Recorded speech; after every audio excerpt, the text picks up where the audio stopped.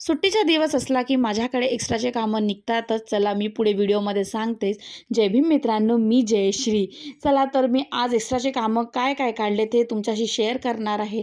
तर मी आज त्यांना दिला होता एक पाईप, त्यांनी घेतला पेचकस आणि तो पेचकसमधून छान मस्त होल केले त्या पाईपाला.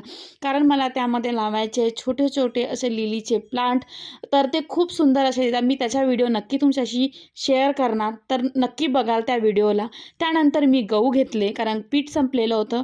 तर मी गहू वगैरे निवडून घेतले आणि ते सांगत होते. तर अशा बुधवारी आमच्याकडे असं एक्स्ट्राचे कामं निघतच राहतात. भरपूर भरपूर निघतात कामं. त्यानंतर त्यांनी त्या पाईपाला छान गड्डे वगैरे केले. मी त्यांना म्हटलं, "पूर्ण एक एक गड्डा करा पूर्ण पाईपभर."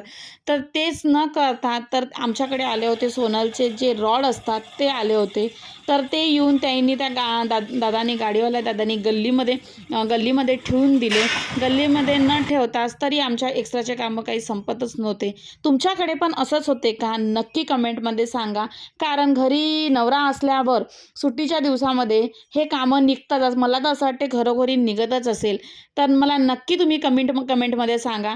तर मी लसूण सोलून घेतलं, कारण मला बनवायची होती भाजी.